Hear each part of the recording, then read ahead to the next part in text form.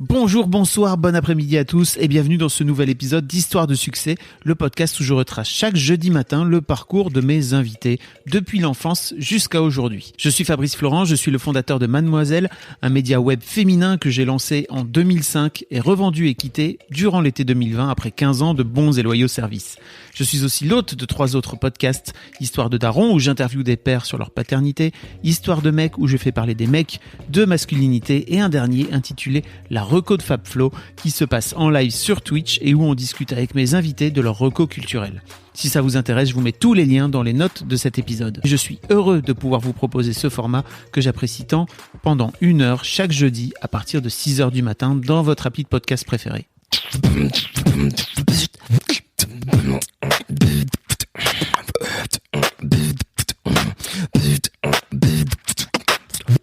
Cette semaine, je reçois Antoine, qui est plus connu sous le pseudo d'Andro à travers ses différentes activités. Antoine Andro, donc, raconte comment il a commencé le beatbox pour se battre contre l'ennui quand il avait 15 ans, ce qui l'a amené à devenir champion de France de la discipline en 2015 et a depuis continué à pratiquer tout en étendant son art à beaucoup d'autres domaines d'activité. Il fait des tutos sur YouTube, il a créé avec un premier compère une sorte de grammaire pour les beatboxers, il travaille avec un second compère avec le CNRS pour aider les chercheuses et les chercheurs à mieux comprendre comment fonctionnent les muscles de la bouche. Forcément, avec le temps et la pratique, ils sont devenus experts. Il va même dans les écoles pour valoriser les mômes en difficulté grâce à cette pratique. Et il travaille avec des orthophonistes pour apprendre aux gamins qui ont des soucis avec le langage à reprendre confiance en eux. Vous entendrez que le mec est tout simplement passionnant et en plus, il a une personnalité plus qu'attachante. Si vous souhaitez soutenir le podcast, n'hésitez pas à venir mettre 5 étoiles et un commentaire dans votre appli de podcast préféré et notamment sur Apple Podcast. Vous pouvez faire comme Foresti Family qui a écrit un podcast très intéressant dans lequel les invités partagent leur parcours de vie, permettant à tous de découvrir différents milieux, différentes envies et façons de s'épanouir. À écouter. Un grand merci à toi, Foresti Family, pour ton aide. N'hésitez pas donc, si vous avez 5 minutes, à venir mettre 5 étoiles et une bonne note dans Apple Podcast ou votre application de podcast préférée. De mon côté, moi, je vous donne rendez-vous sur ma chaîne Twitch tous les lundis, les mercredis et les vendredis à partir de midi. Où on va venir discuter ensemble. Il y a toutes les semaines différents sujets que j'aborde avec le chat. N'hésitez pas à venir vous créer un compte, à venir me suivre et à venir donc discuter avec les gens directement dans le chat. Vous verrez, c'est une plateforme vraiment fabuleuse, Twitch. Mais en attendant, je vous laisse en compagnie d'Andro et je vous souhaite une bonne écoute de cet épisode. Donc tu disais que t'avais peur. De tout le temps. Chez le coiffeur, chez le boulanger, tout le temps. Mais le coiffeur, t'as rien à faire, t'as juste à t'asseoir. Ouais, mais tu vois, genre je vais arriver et puis si c'est un nouveau coiffeur en plus, tu vois, il va falloir que genre qu'est-ce que je dis, tu vois, est-ce que je dis j'ai un rendez-vous ou est-ce que la personne sait ou est-ce que, enfin tu vois, genre tout de suite j'ai plein de questions parce que c'est pas logique, il y a pas une marche à suivre. Tu vois, il y a pas une marche à suivre. Il y a pas un truc où tu t'assois direct, tu rentres et tu te fais couper les cheveux. Il faudrait qu'il y ait un panneau avec marqué ceux qui ont rendez-vous, venez ici, on va faire ça et ceux qui n'ont pas rendez-vous, ça se passe là, tu vois. Et avant d'aller à un endroit, j'ai toujours peur de pas savoir où aller. Ça te fait ça avec tout ? Ouais. Mais t'as l'air trop à l'aise là. Ben parce que j'ai appris à vivre avec. Ton tailleur, assis au tailleur et tout. Ouais, mais j'ai appris à vivre avec, j'ai appris à faire avec. Et surtout, le moment, vite, je prends le pli, tu vois. Mais là, j'ai eu de la chance de faire un concert il y a 4 mois, peut-être. Bravo. Ouais, quelle chance. C'était vraiment ouf. Et en fait, il y avait tout le monde devant la salle. Et moi, je savais pas où je devais rentrer. C'était un énorme truc. Et j'étais pas tout seul. Tu vois, j'attendais mon manager, j'attendais mon collègue avec mon duo. Et en fait, je suis resté 15 minutes dans la voiture. Parce qu'en fait, je savais pas à quelle porte entrer. Il y avait des gens. Et du coup, je savais pas qui demander. Et du coup, je voulais pas rentrer dans un truc et devoir ressortir juste après. C'est chelou. Les gens vont dire, oui, il est bizarre ce mec. Pourquoi il rentre et il sort? Enfin, tu vois, genre. Les gens, ils vont pas te regarder. Je sais. Ah ouais, je le dis. Hein. Les gens sont fous. Les gens ont autre chose à foutre que te regarder. T'es pas le centre du monde, Antoine. je le sais pertinemment. Tu vois, je suis tombé dans la rue tout à l'heure. Tu vois, les gens, ils doivent. Et juste après, je me dis, mais non, les gens, ils sont fous. Ils rigolent au pire. T'es tombé dans roller. Ouais. Bah, je veux dire. Oui. Non, je faisais des choses qui arrivent. Je faisais le kéké, je méritais. Je méritais de ouf. C'était genre en train. J'ai sauté un trottoir à pleine vitesse. Rien de. Le roller droit, il a fait, mais tiens, j'irai bien en avant. Le roller gauche, il a fait, je te suis. Et les fesses, elles sont restées sur place et je suis tombé. Tu me fais un générique? Ah, celle-là, elle y est pas d'habitude. Je suis pas habitué. Tu vois, je m'étais préparé à tout, c'est pas ça. Histoire de succès. Ok. C'est ça que tu voulais? Très bien. On est avec Antoine donc. Ouais. Antoine, t'es plus connu sur la scène du beatbox par le pseudo Andro. Ouais. Ça devient d'où? Dans la musique même, enfin dans tout ce que je fais, oui. parce que j'ai gardé mon pseudo Andro en général.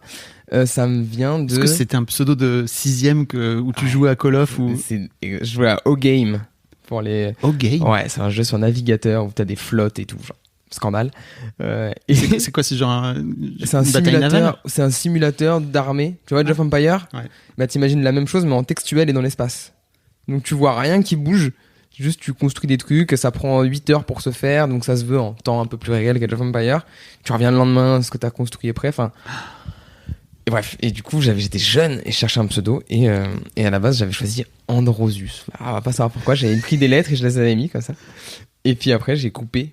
Je me suis dit, ouais, aller sur scène avec ce blaze-là, c'est pas ouf. Quand j'ai commencé le beatbox, j'avais 15 ans, donc j'ai dit, allez, on enlève ça. Et j'ai resté Andro. Mais t'avais mis des lettres les unes à la suite des autres pour faire un... Ouais. Ok. Vraiment. Et après, plus tard, j'ai appris qu'Andro voulait dire homme en... Je sais plus quelle langue. Latin ou grec, je ne sais, sais plus. Du coup, je fais, oh, c'est trop stylé. Tu savais pas? Non, c'est Marion qui m'a dit, je crois. Oui, parce qu'en fait, on s'est connus par l'intermédiaire de Marion. Oui, c'est ça. On va reparler un petit peu, mais avec qui tu composes de la musique. C'est ça. Qui est une très... Donc Marion Séclin, si vous l'avez, pardon. On fait comme si les gens connaissaient, mais Marion Séclin, si vous l'avez pas, si vous voulez écouter, souvent je parle à mon Zoom, tu vois. Si vous voulez écouter l'épisode avec Marion Séclin où on parle complètement à l'arrache, je vous mettrai le lien dans les notes, comme ça vous pourrez écouter. Si vous connaissez pas cette hurluberlu. Faut connaître. Faut connaître. Et donc, alors c'est marrant parce que on a commencé à travailler ensemble. Moi, je suis. Il y a 2 mois. Je suis transparent, hein, tu vois. On a commencé à travailler ensemble avec les gens. Marion m'a mis en contact avec toi pour faire le montage de mes podcasts et tout. Et en fait, c'est marrant parce que je te trouve un jour sur un live de Cyrus où t'étais avec d'autres. Ah non, t'étais tout seul même, je crois. Celui-là, j'étais tout seul. Ouais. On a fait un live Insta avec d'autres beatboxers qu'on a ramenés, ouais. Donc Cyrus North, pareil, si vous connaissez pas Cyrus North, allez écouter son épisode d'Histoire de succès, c'est fabuleux.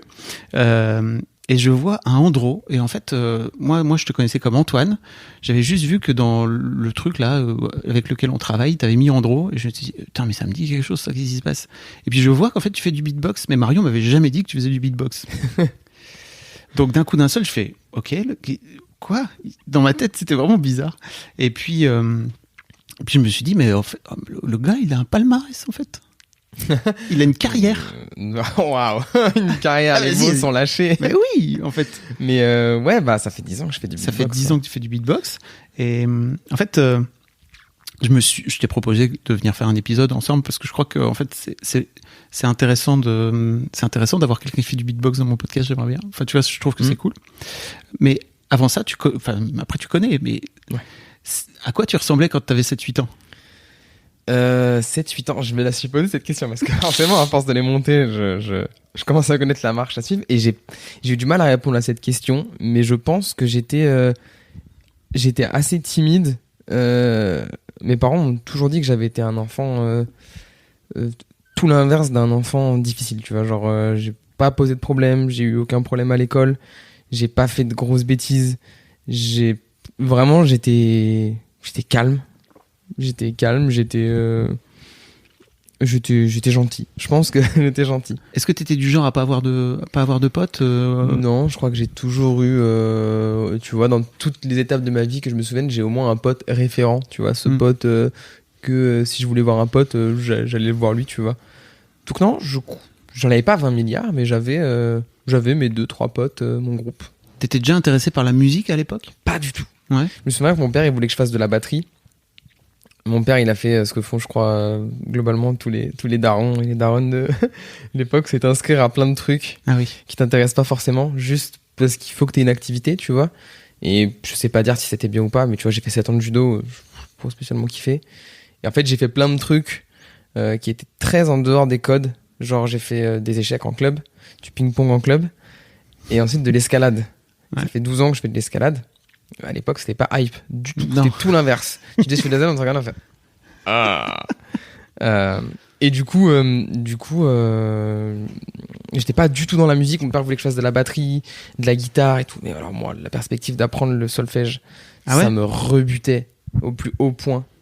Ah mais c'est marrant parce que tu vois moi je me disais pour un gamin qui joue aux jeux vidéo en texte, enfin tu vois il y a un côté un peu mathématique quoi tu vois au solfège. Ouais mais le solfège c'est trop. Tu vois le jeu, je fais ce que je veux. C'est-à-dire que je fais ce que je veux. C'est moi qui gère comme je veux gérer. Le solfège, il y a une règle, c'est comme ça. Et on y va, et tu sais que c'est pour tant de temps. En fait, c'est des études. Et en fait, j'étais déjà à l'école, ça me suffisait largement. Je prenais pas les cours du latin, du soir et tout ça, justement, pour pas en faire plus. Donc le solfège, non merci. Donc pas de batterie. Pas de batterie, rien. Vraiment la musique, zéro. Et j'en écoutais même pas beaucoup jusqu'à mon arrivée au lycée, tu vois. Comment tu y es venu alors?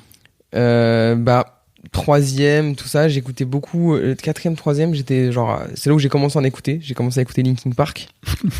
T'as quel âge? J'ai 28 ans. Donc j'avais, je sais pas, 12, 13 ans, je sais pas quel âge on a, en quatrième, cinquième. Quatrième, ouais, Linkin Park. Et avec un pote, on avait été au concert à Bercy, c'était ouf. Et donc là, je commence à écouter beaucoup de rock, beaucoup de métal et tout. J'écoute des vieux artistes à l'époque. Et puis, Linkin Park, dans Linkin Park, il y a un truc qui est génial, c'est que t'as des morceaux très rock, mais t'as aussi un côté très électro, et t'as aussi un côté rap. Et c'est ouf, tu vois. Et donc moi, j'en viens écouter 4 Minor après, qui était le groupe d'un des chanteurs de Linkin Park, qui avait un groupe de rap qui s'appelait 4 Minor. Et je fais, ah ok, j'aime bien le rap en fait. Et alors puis, c'est pareil, c'était le rap avant que ce soit cool. Ouais, mais encore, moi là, tu vois, là, je te dis ça, on arrive en troisième, tu vois, troisième seconde. Donc ça, ouais, on est encore dans les années 2010 peut-être. Et là, le rap est encore, en France, le rap, il galère. On est dans la fin de la galère, mais le rap, il galère en France. et justement, moi, j'écoute le rap dans ces moments-là, j'écoute un peu de rap US, et puis je découvre Orelsan. Bah oui. Je découvre Orelsan, premier album. C'était quoi? C'était Perdu d'avance? Bon, c'était le premier album d'Orelsan en tout cas. Et j'adore. Je prends le pli à fond. Et puis un 995 qui me fait kiffer le rap. Et là, je sais pas pourquoi, j'écoute Booba. Et je me dis, jamais je vais kiffer ça, tu vois, parce que c'est. Pourquoi tu sais pas pourquoi? C'est un peu enfin, une fois que tu commences à découvrir, après Ouais, mais c'est quand même très loin, tu vois, le rap, à ce moment-là, tu pouvais déjà écouter deux trucs qui sont aux antipodes, qui font pourtant du rap. Tu vois, un 995 et Booba, c'était quand même assez éloigné. Donc j'écoute Booba, le feat avec Caris, je m'en souviens, qui s'appelait Kalash, quoi, un truc comme ça. Enfin, tu vois, genre vraiment Antoine, petit blanc de Roissy-en-Brie qui écoute ça, tu vois. Et genre au début, j'écoute un peu pour rigoler, tu vois, parce que c'est marrant. Et en fait, je me rends compte sans le vouloir que je me le prends, le truc. J'écoute les albums et genre, je kiffe à fond. Je cautionne pas tout, tu vois, machin, mais la vibe générale qui s'en dégage, je suis en mode, waouh, c'est ouf, comment c'est puissant. Comment ça, tu cautionnes pas tout? Bah, tout ce qui se dit dans les textes, tu vois, genre forcément. Genre, je peux pas. Tu vois, il y a des trucs où.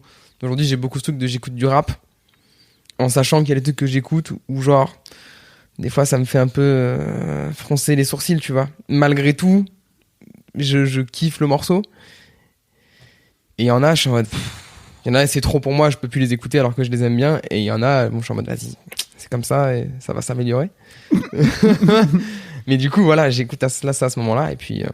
Tu veux dire tout, notamment dans les textes, tout l'aspect gangster. Ouais, encore ça va. Moi, ça me dérange pas parce que c'est de la mise en scène, tu vois. Mais c'est plutôt le côté sexisme, tu vois. Genre c'est bon, on est en 2020 les frères. Genre ça fait des vingtaines d'années que dans le rap vous évertuez à taper sur la jambe féminine. Ça y est. Venez, on essaye d'innover. Il y en a qui le font très bien. Ouais, je comprends. Comment t'en viens au beatbox alors à partir de là? Parce que j'imagine qu'au fur et à mesure tu creuses le rap. Ouais, c'est ça, je commence à diguer un peu. J'écoute beaucoup d'électro en même temps. Je fais des soirées dubstep, tu vois, beaucoup à Paris, Bateau Phare. Bon, là, c'est quand je suis majeur, donc c'est un peu plus tard. Mais donc le beatbox arrive un peu avant dans ma vie, vers 15 ans, 15-16 ans. Et je m'ennuie beaucoup. Je suis en seconde, je pense, fin de seconde. Le mercredi, pas grand chose à faire. J'habite pas dans la même ville que mes potes. Il n'y a pas de RER dans leur ville. Je peux pas aller les voir. Et comme la tectonique quelques mois auparavant, ouais, je me mets dans ce truc-là. En me disant, avec un peu cette volonté de vouloir un peu être cool et de faire un truc différent, tu vois. J'ai toujours aimé les trucs un peu alternatifs, comme je te disais tout à l'heure. Et donc je me disais, vas-y, j'avais pas la cote, tu vois, à l'école. J'ai passé des années à me faire boulier, tu vois, genre à l'école et tout. Enfin, c'était un peu un supplice pour moi l'école. Mais comment ça, tu t'es fait harceler vraiment? Ouais, en école primaire, c'était chaud. Collège.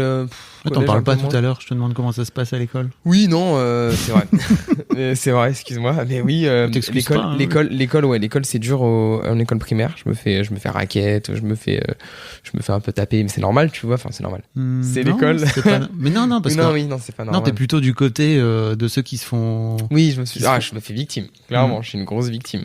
Je suis une grosse vicose. Arrivé au collège. C'est dû à quoi, tu penses? Mais même les profs me victimisaient. Tu sais, au collège. Ça qui est ouf. Et même en école primaire. Genre, j'ai des phrases de professeurs du CP. Genre, j'ai des moments du CP dans ma teuté, tu vois, où genre, je suis dans la classe, en CP. Et genre, j'ai envie d'aller aux toilettes et je demande à la prof d'aller aux toilettes. Et elle me dit non. Elle m'a interdit. Sauf que moi, genre, j'en peux plus. Et du coup, je me pisse dessus, tu vois, dans la classe. Et là, la prof, je m'appelle Antoine Pinchot, tu vois, mon ami, donc j'ai pris énormément cher avec ça, c'était un tarif en plus. Et la prof, devant tout le monde, elle fait « Oh, Pinchounet a fait pipi dans sa culotte. » Devant tout le monde. Genre, horrible. L'humiliation totale. Oh, mais t'imagines, c'est en CP, quoi. Oui, t'es 6 ans. T'es grand, quoi. Je m'en souviens encore. T'as plus l'âge de... Je me souviens de ma place, je me souviens de la position de la prof, je me souviens de tout.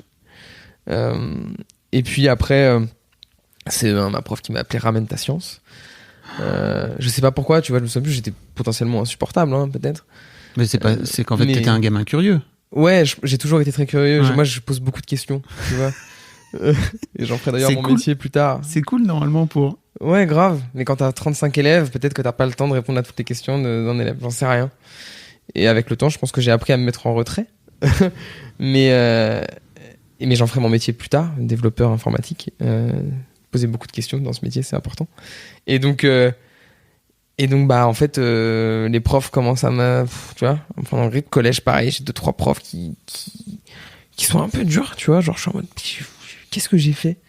Alors ouais, des fois je parle, des fois machin, mais en fait genre je suis pas pire que les autres. Et pourtant c'est moi qui prends cher.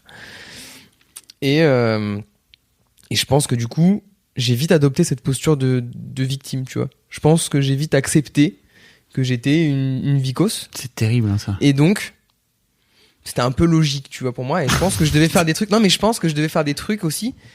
Ah oui, tu finis par devenir ce que les autres attendent, enfin ce que tu attends que les autres. Et les autres voyaient ça, voilà. Des profs. Donc les autres venaient me bolos, tu vois, c'est normal. Et donc en fait, cercle vicieux jusqu'au collège. Collège, ça va un peu mieux. Mais c'est pas non plus ouf, tu vois, quand même. Et arrivé au lycée, là, je rencontre ma vraie bande de potes, qui est toujours ma bande de potes, où j'ai toujours les mêmes potes aujourd'hui. Et ça change. Là, ça change. C'est cool. Donc voilà, pour le vrai résumé de l'école. It's time to turn yesterday's water bottles into today's laptops. It's time to transform CO2 into a raw material for sneakers. The time for circular economy is now. We're Covestro, and we're working round the clock to turn the future of materials fully circular. Because when it comes to helping our planet, there's no time to waste. Explore our steps to circularity at covestro.com/circular-economy.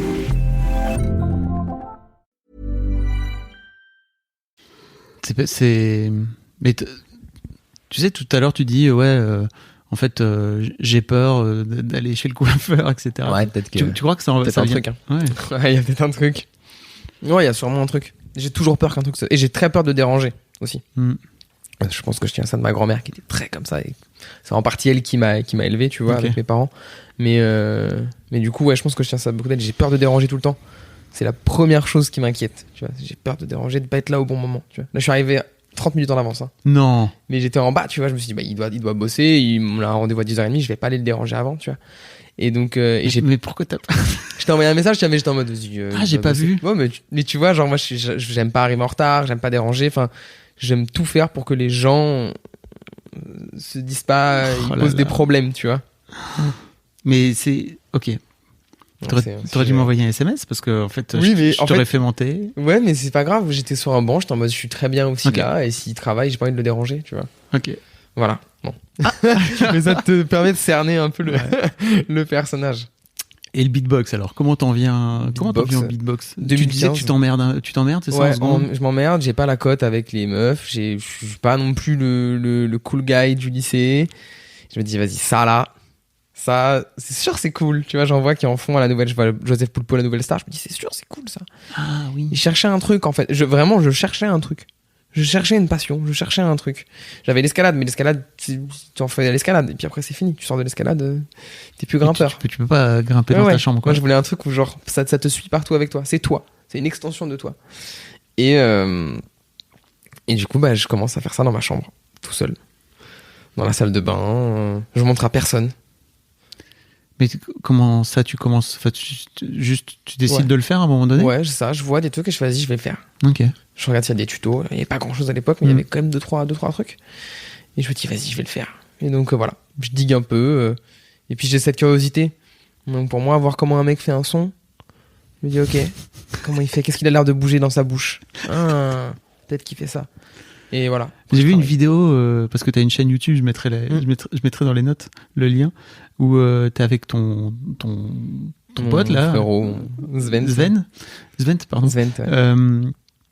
Et vous regardez une vidéo au tout départ, genre d'un mec qui sort une phase qui a l'air d'être vraiment compliquée à faire. Moi, je t'avoue, j'y connais rien, donc vraiment, je vois le truc, je fais waouh, ok, c'est chaud. Et vous êtes là, ok, c'est très compliqué. Ok, très bien.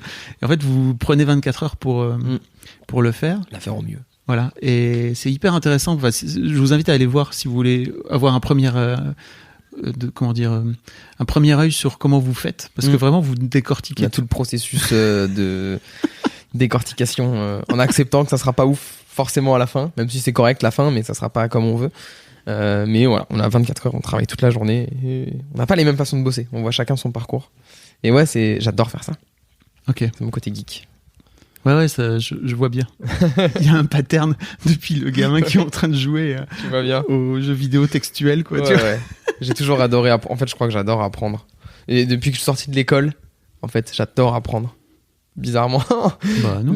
Non, mais tu vois, j'ai pas aimé apprendre à l'école. Ah oui. Enfin, je veux dire, l'école, t'as pas réussi à t'entraîner dans ce truc. Et maintenant, j'apprends le solfège. On y reviendra peut-être, tu vois. Mais maintenant, j'apprends le solfège. Avec plaisir. Et je le fais moi-même, tu vois. J'ai pas besoin de prof ou quoi. Mais je kiffe apprendre et je kiffe transmettre.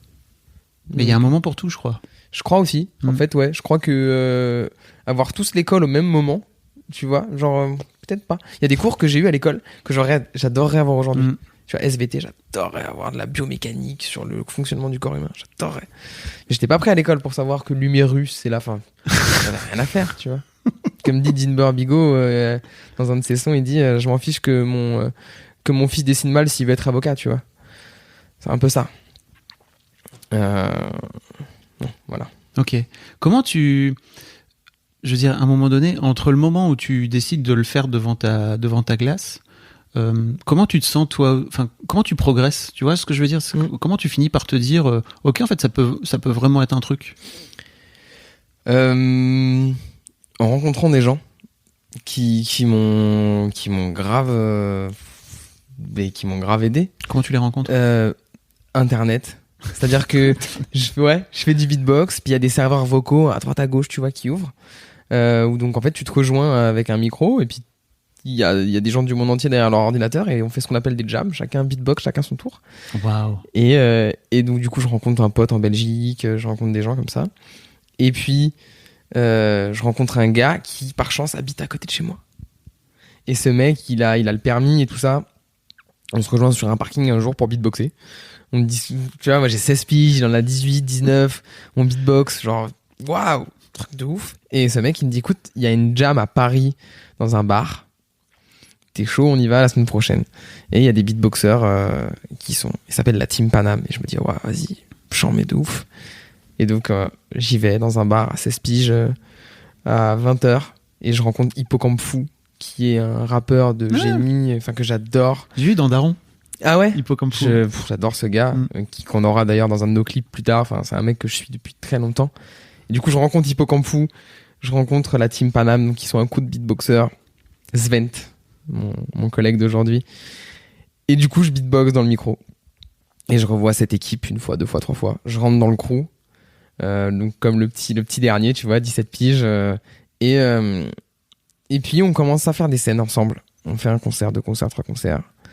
Alors attends, tu vas trop vite parce que en vrai, comment ça se passe entre le moment où tu rencontres ce gars là qui t'amène dans la Team Paname et tout, et toi qui arrives avec, je pense, ton syndrome de l'imposteur, tes casseroles avec tes profs qui t'ont laissé te pisser dessus, etc. Comment tu fais pour t'imposer dans ce truc? Parce que ça doit pas être aussi... Mais ils m'ont laissé rentrer, en fait. C'est ça qui est génial, c'est qu'ils m'ont vraiment laissé rentrer. Et après, comme je te dis, j'ai toujours ce truc de j'ai peur de tout. Et donc, en fait, j'y vais avec la boule au ventre, mais j'y vais toujours. Tu vois, et aujourd'hui, j'ai encore plus ce truc. Je crois que je suis accro au fait de faire ce qui me fait peur. C'est-à-dire que je fais de l'escalade, mais j'ai terriblement peur en vrai de l'escalade. Et j'ai surtout, j'ai peur du vide et j'ai fait de la highline, tu vois. Donc c'est marcher sur un câble entre deux falaises, à 400 mètres de vide en dessous, tu vois. Oui. Et donc j'ai fait ça, alors que j'ai une peur folle du vide. J'ai fait du saut en élastique, saut en parachute, saut pendulaire d'un pont, enfin. Et t'as toujours peur du vide? Mais je pense que parce que c'est normal, tu vois aussi. Mais maintenant beaucoup moins qu'avant. Oui. Maintenant que je sais que je peux y aller, vas-y, c'est bon, tu vois. Et donc j'ai quand même cet attrait là pour tout ce qui me fait peur, pour l'adrénaline, je pense. Et donc du coup, bah voilà, il y a ce truc là où je me dis, bah vas-y, j'y vais. Si j'ai peur, c'est peut-être qu'il faut que j'y aille, tu vois. Donc j'y vais. Et ils m'accueillent à bras ouverts. Je suis un petit jeune, ils sont trop contents. Du coup, bah trop bien. Et toi, tu te sens bien dedans? T'es pas en train de te dire putain, je suis pas à la hauteur? Je me dis que je suis nul, mais en même temps, je vois qu'ils sont trop forts. Et je le sais, ils sont déjà, il y en a qui sont déjà peut-être champions de France dedans, tu vois, en duo, ou en tout cas qui font partie des meilleurs et tout. Je me dis, bah vas-y, ils sont trop forts, mais trop bien, tu vois. Et ça te donne envie de progresser? Ouais. Et justement, Svent, mon collègue d'aujourd'hui, pardon, c'est pas le meilleur moment pour moi. Mon collègue d'aujourd'hui, qui devient mon prof, tu vois. Tous les mercredis, je vais chez lui. Et gratuitement, il m'apprend du beatbox, tu vois. Il m'apprend, alors en vrai, on passe notre temps, on joue à la PS5 et après, il m'apprend des trucs de temps en temps, tu vois. Pas la PS5 à l'époque. Non, PS2, PS3. Pardon, ouais, PS5. On joue à la PS2, PS3, on discute, on rigole. Mais il m'apprend quand même du beatbox, tu vois. C'est pas des cours en soi, mais il prend quand même du temps pour m'apprendre des trucs pendant 15-20 minutes par moment. J'ai mon petit calepin que j'ai toujours sur moi aujourd'hui, où il m'a appris tout, où j'avais toutes mes phases, des cours qu'il me donnait et tout. Mais tu notes quoi? Des phases de beatbox. Comment tu notes tes phases de beatbox? Parce que à l'époque, j'écrivais PTK, tu vois. Aujourd'hui, j'écris plus comme ça, puisqu'on a créé un système d'écriture qui permet de l'écrire, et de le décrire et de faire des partitions. On y reviendra peut-être plus tard. Mais du coup, voilà, on écrit tout ça, et ça devient mon frère, tu vois. Ok. Est-ce que en jouant à la PS, vous êtes en train de beatboxer en même temps? Ouais, probablement. Tu le fais sans arrêt là. Je sais pas si tu t'en rends compte tout à l'heure, mais je suis en train de changer les piles et tu. Ah oui. Ça fait partie de moi, ouais. Ouais, ça fait partie de. Mais je le. Mais pourquoi tu le fais à ce moment-là? Est-ce que t'es en train de. Parce que ça me détend de ouf. Ok. J'adore, tu vois. Il y a un truc hyper. C'est génial, tu vois. C'est comme parler ou quoi. C'est génial à écouter, mais je sais pas à quel point c'est génial de le faire aussi. C'est hyper. Quand c'est simple, c'est hyper jouissif à faire. Moi, j'adore. C'est trop bien. Et quand c'est compliqué, c'est plus chiant. Bah, quand c'est compliqué, t'es dans une posture d'entraînement. Donc, ça demande d'être concentré et tout. Et c'est pas du tout le projet. Si je suis avec des gens, je vais pas, tu vois, me mettre à fermer les yeux et focus, tu vois. Ça a peu de sens. Donc ouais, donc ce mec te fait, Svent tu rentres dans cette team, tu commences à faire des concerts et tout. À chaque fois, j'imagine comment ça se passe pour toi en fait cet apprentissage là. Bah, j'apprends vraiment sur le tas, parce qu'en soi là, ça fait 2 ans que je beatbox. Je suis pas très bon. J'ai des grosses lacunes de tempo. Vraiment, je suis rincé musicalement, je comprends pas la musique. Je suis encore dans un art performatif plus que dans un art musical. Qu'est-ce que tu veux dire par là? Bah, je suis dans le technique. Je fais des trucs impressionnants, mais c'est pas forcément groovy, tu vois, ça fait pas bouger là. C'est pas de la musique. Enfin, je l'envisage pas encore assez comme de la musique. Je l'envisage comme un truc impressionnant.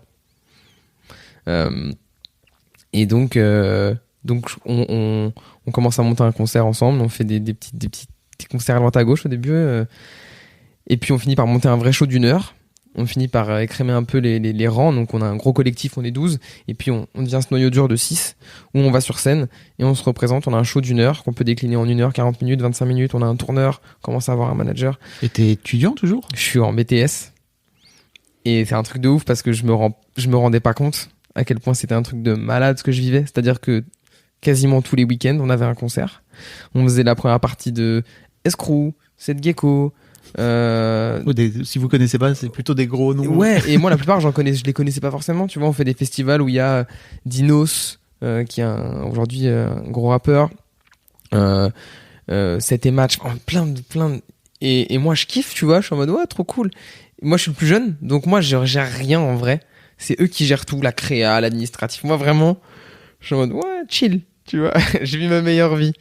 Ça devait être détestable. Et puis voilà, on fait 60 dates comme ça. On fait 60 concerts en 2 ans. Ce qui est en soi ouf pour un groupe qui n'a pas d'album, qui a juste fait 2 clips. On a juste un show à proposer et ça marche. Et c'est un show 100% beatbox. 100% beatbox. Et ça marche de ouf. En vrai, on fait partie des premiers en France. Il y en a d'autres, tu vois, il y a Under Control qui était là avant nous, qui est champion du monde et qui sont français. Mais on est très peu, tu vois. Et à Paris, on est les seuls à l'époque. Et donc, voilà, on tourne jusqu'en licence, licence pro. Donc tu fais quoi? Tu fais des études de développement, tu disais? Ouais. Informatique? J'ai fait un BTS SEO, donc sciences de l'ingénieur, ouais. Pour faire du développement. Et ça se passe bien le BTS, je l'ai. J'ai mon BTS sans problème. J'avais redoublé ma première, tu vois, juste avant. T'as toujours ce truc où tu veux apprendre des nouveaux trucs. Pourquoi tu vas vers le développement en particulier? Parce que ça te fait... mais je kiffais créer des choses. Je kiffais... tu tapes, ça marche pas. Mais en fait, il y a une raison de pourquoi ça marche pas. Et elle est claire. Et c'est toi qui t'es trompé. Tu vois, c'est sûr, c'est toi. C'est sûr. Donc en fait, si t'apprends, si tu comprends, c'est... Mais j'ai jamais été extrêmement bon. J'ai compris, mais j'ai vu plus tard en entreprise que il y a des choses que j'arrivais pas à comprendre et à percevoir et que c'était pas fait pour moi. Mais je l'ai compris bien plus tard. Et donc voilà, je suis en licence à ce moment-là. Je mêle beatbox et études. Et puis un jour la question se pose de bon, faut faire un nouveau show les gars. Il y a des tensions un peu au sein du groupe. Enfin, tu vois, voilà, il y a des choses, il y a des tensions pas résolues, des tensions intérieures. C'est-à-dire, il y a des gens qui attendent des choses d'autres gens, mais les gens ne le savent pas. Mais du coup, ça attend. Enfin, il se passe des choses. C'est toujours compliqué les groupes, hein. Puis à 6, quoi. 6, ouais. Ça fait beaucoup de monde, hein. Ça fait beaucoup d'ego à gérer. Ouais, et on était tous assez différents. Moi, j'étais très passif. J'ai toujours été assez passif, tu vois. Je suis très, ça me dérange pas. Rien ne me dérange, tu vois. Et quand ça me dérange, je le fais savoir, mais en vrai, et on me l'a déjà reproché, tu vois, surtout en couple, et où je dis, mais en fait, ça me dérange pas. On me dit, mais en fait, tu t'en fous de tout. Non, c'est juste que je m'en fiche. Et j'ai pas. Easygoing. Ouais, j'ai pas envie de m'insurger ou de perdre de l'énergie pour des choses qui, au final, ok, c'est bon, tu vois. Donc j'étais passif, assez passif dans ce truc-là, qui a encore le niveau du dessus quand même. Et donc je dis, moi je vais arrêter parce que j'ai mes études. Et je me voyais pas du tout faire ma vie dans le beatbox. Pas du tout. Alors que eux étaient intermittents pour la plupart, ou cherchaient à avoir l'intermittence. Ils étaient plus vieux que toi déjà? Ils étaient plus vieux, ouais. Ils avaient au moins 2 ans de plus que moi. Il y en a qui avaient 3, 4, 5 ans de plus que moi. J'étais vraiment jeune, tu vois. J'avais 17 piges, 18 piges. Il y en a qui avaient 22. Et donc, voilà, je quitte ce groupe et puis, straightforward, tout le CDI. Ah ouais? Ouais, c'est ça. J'avance, j'ai ma licence. Et j'ai toujours ce truc de me fixer des objectifs. Et en licence, je vois ce ce prof de TPE où je me dis, ouais, il a l'air trop cool, je veux aller dans sa boîte. Et donc, je vais cartonner dans sa matière. Je cartonne dans sa matière, il me prend en stage, j'ai ma licence, il me prend en CDI. Donc, super, objectif validé. Genre, dès le début de l'année, je savais que je voulais ça, j'y suis. J'arrive dans sa boîte et c'est génial. S'en suivra 4 ans de CDI. 4 ans salarié. Ouais, quand même, c'est ouf. J'ai du mal à me dire que j'ai eu une vie, j'ai eu 3 vies, tu vois. J'ai eu la vie de beatboxer sur scène, j'ai eu la vie en CDI et j'ai ma vie de maintenant, tu vois. Et donc, ouais, CDI. Et puis en même temps, je continue un peu le beatbox, tu vois, quand même. Je fais. J'imagine que oui, tu peux pas faire autrement, mais ça te manque pas un peu la scène Je continue les battles. Ok. Je fais les championnats de France tous les ans. Je me qualifie en solo de temps en temps. Je fais top 16 français. Je suis en mode, wow, trop bien. Je continue à m'entraîner. Enfin voilà, tu vois, je me fais kiffer. Je continue à faire des concerts de temps en temps. Mais c'est très léger. Et en 2015, championnat de France, je l'ai fait en duo avec un pote. Et on gagne. Du coup, je deviens champion de France en 2015, mais dans ma boîte, quoi. Et dans ta boîte, enfin, tu es encore salarié. Toujours salarié, ouais. et genre, et je me dis quand même, j'aimerais bien en faire un truc de ce titre. J'ai un titre, avec un titre, tu peux ouvrir plein de portes. Et là, le studio design d'à côté, on était dans les mêmes bureaux que des designers, et il y en a un qui dit, écoute, j'ai un élève qui vient de passer son master et qui vient de le faire sur une écriture pour le beatbox. Ça t'intéresse de venir voir? Je me dis, bah ouais, grave. Moi, je vais voir. Je vois que le mec, il a fait un projet qui est béton de ouf, typographe. Il a fait tout un système d'écriture pour le beatbox. Ça n'a jamais été fait. Et du coup, à la fin, je dis, t'es chaud, on travaille ensemble et tout. Je lui envoie un mail et on commence à bosser ensemble. On se voit 1 fois, 2 fois. On bosse le système d'écriture ensemble. Et donc, je peux injecter mon expérience et puis mon titre de champion de France là-dedans. C'est-à-dire que quand on veut aller le présenter quelque part ou quoi, moi, j'arrive avec mon truc et je fais « Hey, je suis champion de France ». Alors qu'en soi, tu vois, moi, je m'en fous, tu vois, moi, d'être champion de France. Mais pour les gens, ça veut dire quelque chose. C'est important, le statut. C'est une base, c'est ça. C'est une base sur laquelle les gens se reposent et disent « Ok, on sait qu'on peut attendre quelque chose ». Donc, je le présente et je le présente toujours aujourd'hui comme un truc de « Vous inquiétez pas, ça va bien se passer ». À quoi ça sert, en fait? Tu vois, quand tu dis « Je vais le présenter à des gens », à qui tu vas le présenter? Bah, tu vois, on travaille maintenant avec Césarée, par exemple, à Reims. Enfin, on va au Centre national de création musicale à Reims, qui nous ouvre leurs locaux quand on en a besoin pour aller faire des tests, des choses comme ça. Et 1 semaine de studio là-bas, c'est ouf. Donc, ce genre de choses-là. Ou alors, aller faire un concert, aller faire un concert, aller faire des ateliers, aller faire un team building. On a fait un team building pour Spotify, pour NJ. Okay. Donc maintenant le projet se suffit presque à lui-même, j'ai envie de dire, mais le fait que je sois champion de France ramène un truc de ok, il y a un projet béton et en plus il y a un beatboxer béton. Alors attends, on va parler des team building juste après, autour du beatbox, parce que ça doit être marrant. Ouais. Mais juste pour réexpliquer un petit peu, parce que moi j'ai vu dans la vidéo justement où vous faisiez l'alphabet en fait, enfin vous écriviez la partition. À quoi ça ressemble en fait? C'est-à-dire que chaque signe est un. En fait, on a 2 types de signes. Les signes qui décrivent les parties de la bouche qu'on utilise pour faire un son et les sons qui décrivent comment on utilise l'air. Et ensuite, une fois qu'on a des petits signes de précision, tu vois, qui vont dire est-ce qu'on le fait sur le côté, est-ce qu'on met la voix, bon, ce genre de choses. On les combine ensemble et on a des sons. Un peu comme le coréen. C'est vraiment pour ceux qui connaissent le coréen.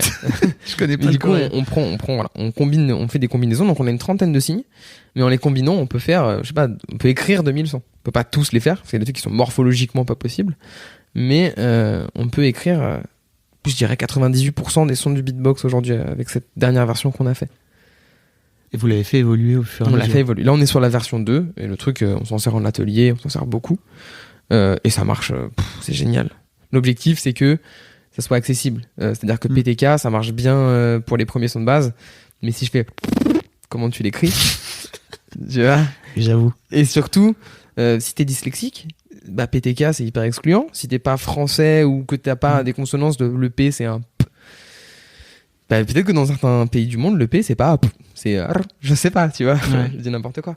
Donc, bah, le but, c'est de pouvoir fédérer et de pouvoir accueillir tout le monde. Donc aujourd'hui, votre votre projet, je sais même pas comment t'appelles ça. C'est un projet. C'est un alphabet. C'est un système d'écriture. Système d'écriture. Ouais. Le monde entier l'utilise dans le monde du beatbox. Non, aujourd'hui on est encore en développement. Ok. Parce que c'est des trucs qui prennent du temps à développer. Faut qu'on crée une méthodologie autour. Faut qu'on crée des outils. Tu vois, on a envie de créer des outils dont les profs pourront se servir pour donner leurs cours. Parce que et puis il faut la formation.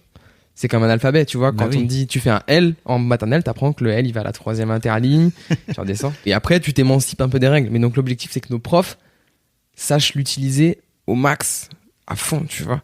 Donc pour l'instant on est vraiment encore sur du prototypage, sur donner tous les outils pour que les gens puissent l'utiliser de la meilleure façon et que les gens qui vont bénéficier de cet enseignement en tirent tout le profit aussi. Donc ça fait combien, 3-4 ans que vous bossez dessus ? Ça va faire 4 ans maintenant, un truc comme ça. Et c'est vraiment chouette parce que je le réinjecte du coup dans mon autre projet, le Svendro. Explique ce que...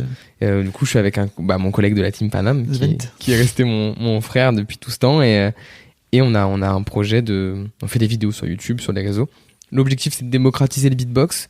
Et donc, on donne des cours, beaucoup de cours particuliers, d'ateliers. On fait des petits concerts aussi. On est vice-champion de France 2020 ensemble. Et on se sert de Vocal Grammatics pour donner des cours. Donc tu vois, j'ai ces deux projets qui viennent se croiser. Et c'est trop cool pour moi de pouvoir faire un espèce de circuit entre ces deux projets. Ok. Voilà, pour l'état des deux projets. Ok. Donc, et le beatbox, de ce fait-là, t'as un peu, pas laissé tomber, mais en tout cas, la compète, tu l'as un peu mise de côté ? J'ai continué, mais sans, tu vois, j'avais déjà mon titre. Qu'est-ce que je peux faire d'autre ? Mais t'as pas tenté de te dire tiens, championnat du monde ? Du coup si, parce que c'est la carte pour les championnats du monde. Ouais. Donc on y a été avec mon collègue avec qui on a gagné. Et on a le truc c'est que 3 ans après, en 3 ans il se passe plein de choses. C'est 3 ans. Ouais, on n'a pas eu le temps de répéter, on n'a pas eu le temps de tout ça, donc on n'a pas fait le taf. Okay. Mais expérience de ouf, tu vois, on a fait les plus grands battles du monde. Il y en a plein qui rêveraient de faire ça et moi j'en rêvais. C'était où ? C'était à Berlin. Non, c'était un truc de ouf. Donc fierté d'avoir fait ça. Et en 2018, licenciement économique. Oui, donc tu te fais virer de ton CDI, c'est ça ? Ouais, c'est ça. Je me fais virer c'est un peu dur. Et en même temps, ça fait plusieurs mois que je me disais putain, je sens que la vie me demande de faire d'autres choses. Tu vois. Tu t'emmerdais un peu dans ton boulot ou t'étais... C'est pas que j'emmerdais, mais je me sentais de moins en moins à ma place. Je voyais que les gens étaient très bons. C'était vraiment des têtes. Et moi, il y a des trucs dans lesquels j'étais bon, mais j'allais pas assez vite. Ça me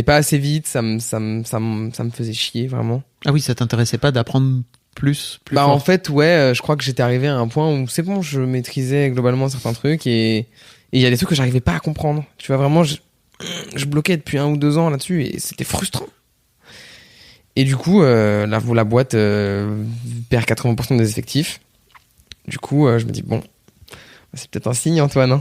Hein. T'as 2 ans de chômage, à toi de jouer, quoi. Et donc là, on fait le Svendro avec mon pote à ce moment-là. On fait nos premières vidéos YouTube. Ça prend pas tout de suite, mais ça marchera avec le temps.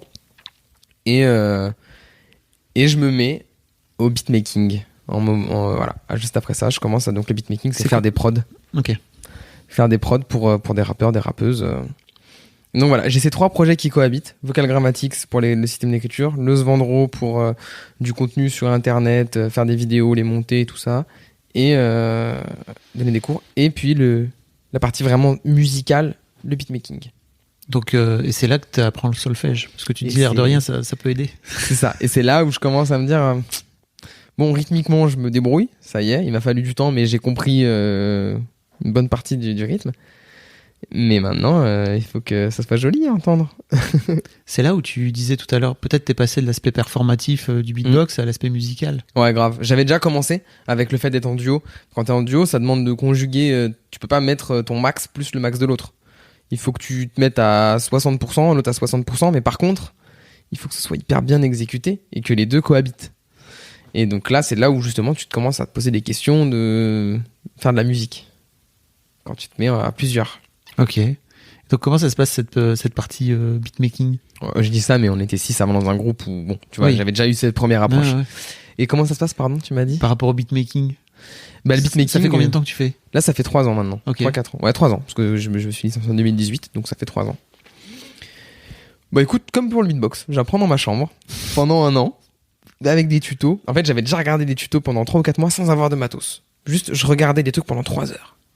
Au travail, je me souviens, des fois le midi, je faisais ma pause et genre, je regardais des tutos et je fixais comme ça le gars. Il faisait sa musique et j'essayais de comprendre. Ce qui fait que quand j'ai eu le matos, je connaissais toutes les fonctionnalités de mon logiciel. Je savais déjà faire la plupart des trucs que je voulais faire. Ça, c'était trop bien, tu vois. Qu'est-ce qui t'a donné envie de faire du beatmaking? Mais je sais pas. Ah ouais? Franchement, j'en ai aucune idée. J'avais déjà essayé quelques années auparavant et ça m'avait pas du tout intéressé. Mais là, on arrivait dans un moment où le rap commençait vraiment à devenir chambé, tu vois. Enfin, depuis un bout de temps, mais 2018, moi, c'est une période que j'ai adorée dans le rap. Et je me dis, mais moi aussi, j'ai envie de faire ça. J'ai envie de prendre part à ce mouvement. Tu vois, je suis déjà dans le mouvement hip-hop avec le beatbox, mais je crois que j'ai envie de prendre part encore plus au mouvement rap. J'adore ça. Je suis toujours passionné de rap. Je me dis, vas-y, fais des prods, tu vois. Je vais pas écrire, je sais pas faire. Et j'ai pas spécialement envie, tu vois. Et donc voilà, je me mets à la Est-ce que prod. t'as aujourd'hui pas envie et tu penses que ça pourrait venir? Je commence. Voilà. Je commence. Je le fais, mais pareil, dans ma chambre, pour moi. J'ai des morceaux, je fais beaucoup de ce qu'on appelle de top line. Donc ça veut dire que je prends le micro sur mes prods que je fais, et puis je fais du yaourt, juste pour trouver les mélodies sur les refrains. Et ça, j'adore. Et des fois, il émerge un mot dans mon yaourt qui revient et qui cale super bien dans la mélodie. Je me dis, ok, avec ce mot, je peux construire un truc. Et généralement, je construis un refrain et je m'arrête. Parce que je suis comme ça. Tu vois, j'ai ce truc de... quand le moment le plus intéressant est fait, là, le climax pour moi, le reste, ça m'ennuie un peu. Et du coup, j'ai plein de trucs infinis dans ce que je fais. Parce que ça me suffit. Ouais, je vois. Mais j'ai un peu l'impression que c'est un peu comme tout ton chemin. J'ai l'impression que t'es en train de t'auto-tester toi-même pour voir si ça pourrait le faire, quoi. Et je crois avoir un truc assez cool quand même, c'est l'autocritique et l'auto-évaluation, de savoir quand c'est bien. Je dis pas que, tu vois, genre, je me suffis à moi-même, tu vois, bien sûr que je monte toujours, mais je crois que je suis pas dans le faux quand je pense que je fais un truc qui est bien. Je crois que c'est, généralement, les retours que j'ai, c'est que c'est bien, tu vois. Donc j'arrive, je crois, à m'auto-évaluer. Et pourquoi tu trouves pas quelqu'un pour t'écrire des paroles? Et de ce fait-là, tu pourrais à la fois faire la musique, tu pourrais même faire le beatbox en passant, et puis tu pourrais chanter. Ah, j'aurais du mal. Je crois que j'ai vrai besoin de tout faire moi-même. Tu vois, là, on sort des vidéos avec Svent.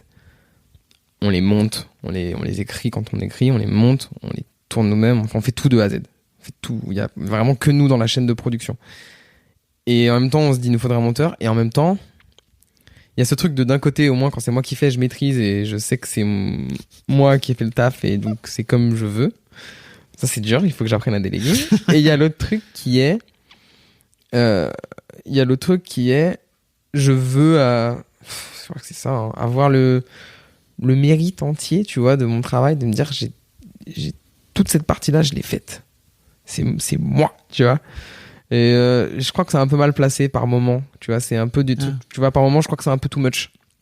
Dans quel sens? Des fois, j'ai trop ce truc-là. Alors qu'il faudrait, et ça serait bien mieux si on le faisait à plusieurs, tu vois. Mais des fois, je sais pas encore d'où ça vient, mais je sais que j'ai un truc de, des fois, j'ai envie de faire le truc, c'est tout moi.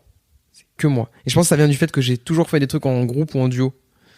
Et donc, quand on est un truc solo, je crois que j'ai envie que ça reste solo, tu vois. Parce que j'ai très peu de trucs où je fais moi tout seul. Et donc, je crois que j'ai envie de tirer les lauriers, des fois, tout seul, des trucs, parce que je passe 80% du temps à en tirer les lauriers en duo. Et j'adore, en vrai, j'adore partager la victoire. Je trouve ça génial, peut-être encore mieux. Mais j'aime bien ce truc de me dire, j'ai tout fait de A à Z et j'en suis capable, en fait. Je comprends. Mais d'un autre côté, tu vas moins vite. Ouais. Et ça te dérange pas? Mais ça me va. Parce que j'ai vraiment compris avec le temps que le temps, c'est la meilleure composante pour tout projet. C'est-à-dire que c'est pour ça que j'en ai 3. C'est-à-dire que je pose une graine, je la mets et je me dis, allez, ça dans 2 ans. Mais pour patienter, il faut que je fasse autre chose, tu vois. Les tutos sur YouTube, c'est ça. On les a fait, on les a posés. On s'est dit, bon, ça va prendre du temps. Les tutos, c'est pas un truc qui va exploser. Par contre, tous les jours, il y a peut-être 2 mecs qui cherchent un tuto. Et à terme, on va devenir... Et donc, au bout de 2 ans, on voit que quand tu tapes tuto beatbox, c'est nous qui sortons. Donc voilà, j'ai vraiment appris avec le temps que c'est le temps qui fait tout. Donc ouais, j'accepte de prendre du temps. C'est intéressant. Parce que De ce fait-là, peut-être tu pourrais passer déjà à l'étape suivante si tu trouvais quelqu'un pour faire des paroles, quoi. Ouais, mais en même C'est temps, trop tu drôle. vois, en même temps, je suis sur parce que donc quand je fais le beatmaking, un an après, je me mets en duo avec une rappeuse. Je voulais absolument travailler avec une meuf et trop bien, je tombe à ce moment-là sur une meuf qui est trop Qui forte, s'appelle comment? qui s'appelle Kaipi. Ok. Et je me dis le feu. Et du coup, on collabore, direct, on se dit vas-y, viens, on fait un EP. Du coup, on l'autoproduit, on lâche plus de 1000 balles dans la production de cet EP. On trouve des gens pour nous faire un clip, une école de cinéma qui nous fait un Comment clip. tu lâches des sous pour... Parce que J'avais mis de côté. Non, mais tu t'enregistres chez toi? On fait les maquettes chez moi Ok. et après on va en studio. Ok, donc là, il faut C'est payer. ça. Et là, il faut raquer. Hmm. De ouf. Et puis voilà, moi j'étais retourné chez ma mère parce que chômage et parce que plus d'appart. Donc j'arrivais à mettre de côté avec le chômage. Et donc je me dis, bah vas-y, faut investir dans des projets. Tu vois, j'avais mis beaucoup d'argent de côté. Je me dis, c'est maintenant. Et donc on fait le studio. Et puis en même temps, je rencontre mon deuxième binôme, Félure, avec qui je travaille toujours aujourd'hui. Où on se dit, pareil, allez, on fait un EP. Donc j'autoproduis 2 EP en même temps. Plus mes deux projets qui cohabitent. C'est mon compte s'en souvient encore. Donc je sors 2 EP la même année en tant que producteur, enfin en tant que beatmaker. Et j'ai cette volonté, pareil, de faire apparaître le beatmaker, donc moi pour le coup, mais pas juste l'invisibiliser derrière le rappeur ou la rappeuse. Donc pour les projets, c'est rappeur, rappeuse, feat, Andro, tu vois. Voilà, c'était aussi mon objectif, c'est de me dire en fait le beatmaker il prend part autant au projet que le rappeur. Moi je vais en studio, je fais tout aussi avec. Mais donc tu fais quoi? Tu fais du beatbox? Je fais du beatmaking, non, le beatbox, tu vois, il rentre pas du tout en Il est ligne. plus dedans. Non, D'accord. je fais que de la composition pour ordinateur. Ok, et pourquoi tu viens pas y mettre du beatbox? Je commence à en mettre là, Ok. ça y est. Parce que du coup, donc avec Félix, on a signé en label et là on est sur notre premier album et on a été en studio. Un studio de ouf, qui est avec des gens de ouf. Et ils m'ont dit, mais mets du beatbox. On avait un réalisateur, donc le mec nous a aidé à pousser le son encore plus loin. Et il m'a dit, mais mets du beatbox. Et du coup, les Charleston et toutes ces choses-là. C'est tellement, Ben c'est ouais. tellement naturel pour moi en fait. Mais je crois que j'avais peur. Enfin, tu vois, je pense que je me disais, je suis pas assez bon en beatbox. Tu vois, je sais pas trop. Pour faire du Charleston. Ouais, mais je me disais, c'est sûrement mieux quand je le fais à la machine, tu vois. Je sais pas. J'avais vraiment Mais peur que ça marche pas. C'est sûr que c'est moins organique. Ouais, de ouf. J'ai compris, tu vois, Ok. maintenant. Mais en fait, il m'a fallu 3 ans pour capter ça. Putain. Ouais, c'est ouf, hein. Parce Parce qu'en qu'en fait- j'en mets. Ok. Parce que pour moi, le beatbox, c'est vraiment le truc où tu viens le faire toi et tu viens le faire à Ouais. ta sauce. Tu De peux pas. ouf. Tu fais forcément mieux qu'une machine. Bah ouais, mais en fait, si tu veux, moi, quand je compose, je me dis, ok, j'écoute la mélodie, je commence toujours par la mélodie, je fais ok. Et puis, genre, par-dessus, je fais. Et du coup, je vais taper sur la machine en même temps. Et du coup, je vais globalement reproduire le rythme, tu vois, que je fais à la bouche. Avec des sons. Je te comprends tellement pas. Mais parce qu'aussi, même en termes de son, tu vois, les sons, ils sont beaucoup plus complets. Il y a beaucoup plus de basse, tu vois, dans un kick de machine que dans le mien. Ça demanderait aussi du travail d'ingénieur de son, de vraiment modeler mes sons. Et je suis pas assez bon là-dedans. Donc maintenant, c'est juste, je mets des petits sons de fond, des petites percus, genre. Tu vois, des petites choses en plus dedans. Oui. Et en vrai, ça fait le taf à mort. En vrai, je suis content qu'il m'ait appris ça. Ah mais c'est ouf que t'aies pas. Enfin vraiment, Ouais, j'ai du mal à comprendre comment t'as pas fait le lien toi-même. Alors Je l'ai fait, mais j'osais pas. Oui c'est ça. J'osais pas. Et en fait, je crois que j'étais content de séparer les deux pendant longtemps, tu vois. Et ça y est, je crois que je suis arrivé à un moment dans le beatmaking où genre, je suis pas du tout un tueur, mais j'arrive à faire des choses cool. Et je me dis, ok, je crois que je suis assez bon pour venir rajouter une nouvelle composante là-dedans. Et je crois que je suis assez bon en beatbox pour pouvoir le poser là-dedans. Et donc les deux c'est maintenant tellement- peuvent s'entremêler. C'est tellement intéressant ton chemin qui progresse petit à petit. C'est marrant. Et j'ai toujours ce truc de développeur de capitaliser. C'est-à-dire que si je fais une brique, si je fais un truc quelque part, il faut que ça vienne nourrir plusieurs choses. Si ça nourrit qu'une chose, à moins que ce soit une chose vraiment ouf, c'est presque perdu pour moi. J'ai besoin de travailler sur un truc et que ça vienne nourrir tout le reste. Donc j'ai toujours en tête de me dire peut-être que dans quelques années, ça va me servir à faire ça. Donc je travaille pour ça, tu vois. Donc oui, je savais que ça marche, ça irait là-dedans. Mais il me fallait du temps pour le faire. C'est vraiment ton parcours. C'est vraiment J'espère que c'est pas trop archaïque, tu vois, parce qu'il y a beaucoup de choses archaïque. à comprendre, tu vois, parce qu'il y a... Non, parce que des fois, j'ai du mal encore à le synthétiser, à le transmettre. Tu vois, j'ai un truc, c'est marrant, mais c'est sur les sites de rencontres, quand on me dit « Tu fais quoi dans la vie ?» Je peux pas dire tout ça. T'enverras. J'enverrai peut-être, tiens, c'est trop long. Écoute-moi, si tu veux, écoute mon interview. C'est ça tient pas sur 2 lignes. Non mais tu vois, c'est dur, j'ai encore du mal à dire ce que je fais dans la vie. Alors je dis soit prof de beatbox, selon le contexte, soit entrepreneur en musique. En fait, en vrai, tu pourrais dire que t'es compositeur. Ouais, mais tu vois, ça parle à tout le monde, je crois. Je suis compositeur, mais je passe plus de la moitié de mon temps à transmettre, à faire des cours de beatbox et à mettre en place des méthodes de pédagogie, parce que à côté, j'enseigne un institut médico-psychologique pour des enfants. Quoi ? Ouais, tu vois, à côté de ça... Comment ça ? Bah, du coup, dans le beatbox, je donne beaucoup de cours. Donc, je fais des cours en école, tu vois. Mais je fais des cours aussi des cours en école de beatbox ? Il y a vraiment... Non. Dans des écoles. Genre des profs de musique qui nous appellent ou on fait des ateliers. Trop bien. Des parcours. Tu vois, là, j'ai fait un parcours de 4 mois avec le ministère de la Culture. Le but, c'était de décentraliser la culture et donc d'aller dans des régions en campagne, tu vois, avec peu d'habitants, et d'aller faire 3 mois de beatbox avec les élèves et faire une restitution. Genre collège, lycée ? École primaire. École primaire ? Ouais. Mais je prends de 5 à pas d'âge. Je prends de 5 à pas d'âge. Et du coup, n'importe qui, n'importe quand, moi je m'adapte. C'était trop bien. Les enfants, moi, c'est ce que j'aime faire profondément aussi, tu vois, c'est transmettre et m'adapter à l'élève que j'en face. Avec Félix, qui est prof de philo, du coup, mon pote rappeur, on a pour habitude de dire tous les deux qu'il n'y a pas de... Et pas que tous les deux, c'est pas nous qui avons inventé cette phrase, mais il n'y a pas de mauvais élèves, il n'y a que des mauvais profs, tu vois. Et je suis assez d'accord avec cette phrase parce que, aujourd'hui... toi-même, t'as vécu les mauvais profs. Ouais, c'est ça. Et j'ai rarement une mauvaise retour de mes élèves, tu vois. Et globalement, même s'ils n'étaient pas passionnés, ils ont kiffé le moment qu'on a passé ensemble, même si c'était technique, théorique ou quoi. Et donc, en fait, je pense juste qu'il faut savoir prendre les élèves. Et... donc ça, c'est pour l'aspect dans les écoles ? Les écoles, c'est ça. Après, il y a entreprise. Sur l'institut, après, il y a CMP, donc Centre médico-psychologique. Mon collègue Sven, lui, travaille avec des orthophonistes. Donc, il y a rééducation, il y a tout un aspect médical. Ouais. Confiance en soi. Moi, je travaille beaucoup sur la confiance en soi maintenant, parce que c'est un sujet, moi, qui me tient beaucoup à cœur. Je vois pas de quoi tu parles. Je crois que les auditeurs comprennent mieux. Voilà, du coup, c'est un sujet, moi, que j'ai beaucoup d'envie de transmettre aussi. Et le beatbox, ça va être un peu un super pouvoir pour moi. Imagine monter sur scène quand t'as peur d'aller chez le coiffeur. Venir prendre un micro quand t'as peur d'aller chez le boulanger, tu vois. Et donc, transmettre ce truc-là, moi, ça me... Alors, tu fais quoi avec les orthophonistes ?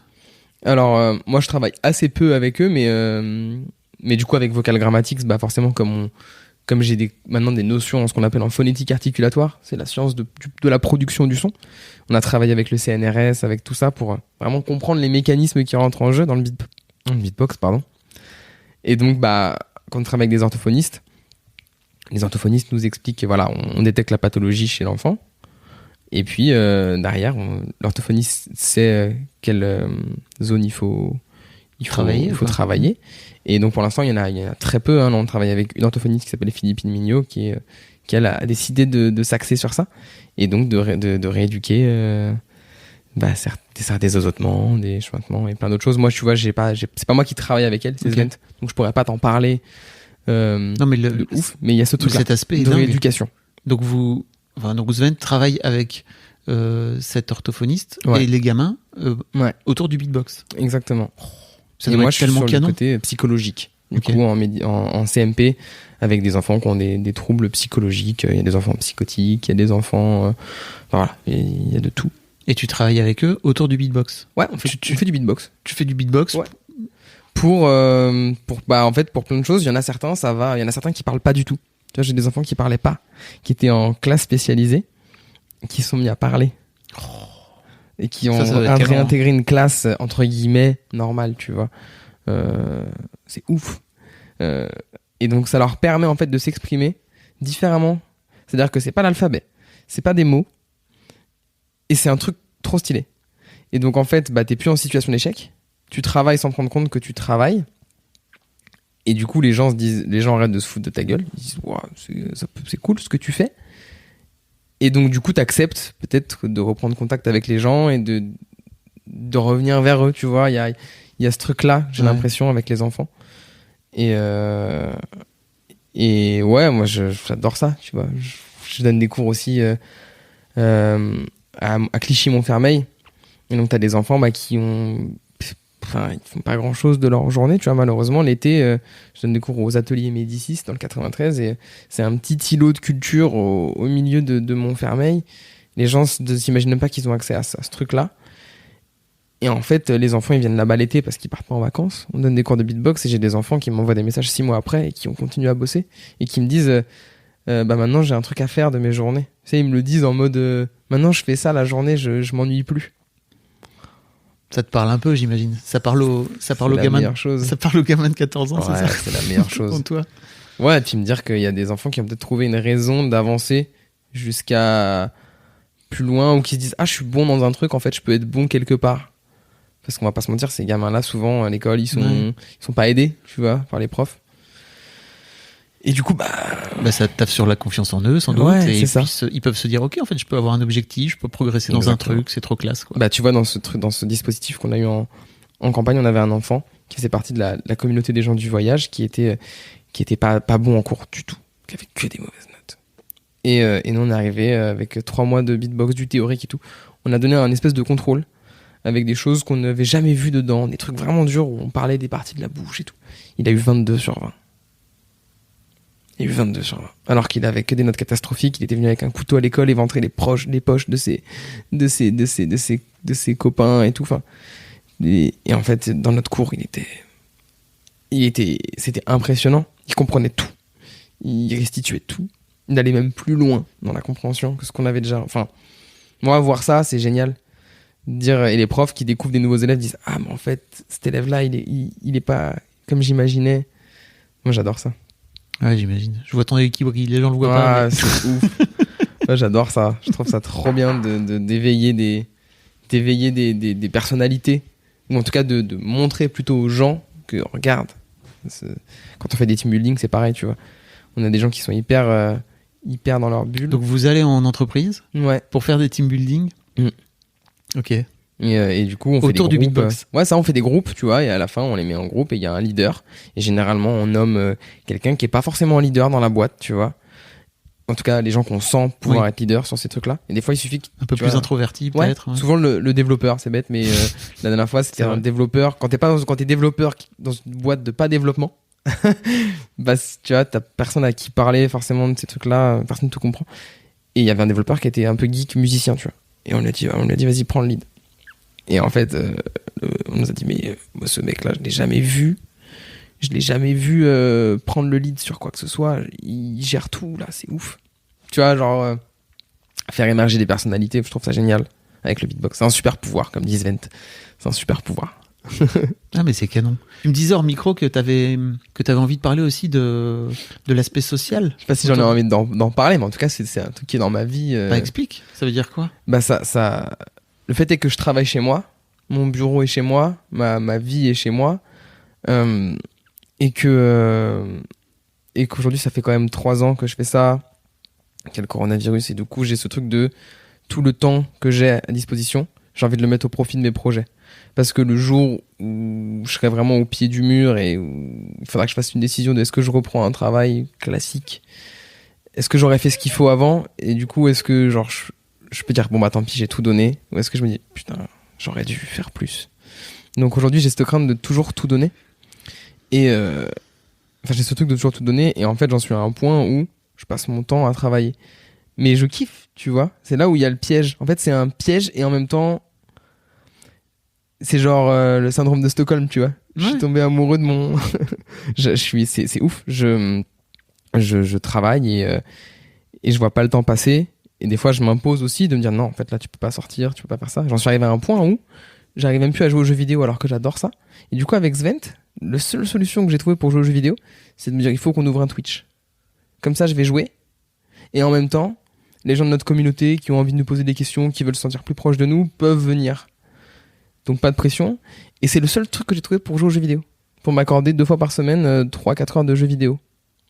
Et c'est cool parce que du coup au moins c'est timé. Mais t'en fais un truc utilitaire. Et j'en fais encore une fois, c'est ce truc de capitalisation.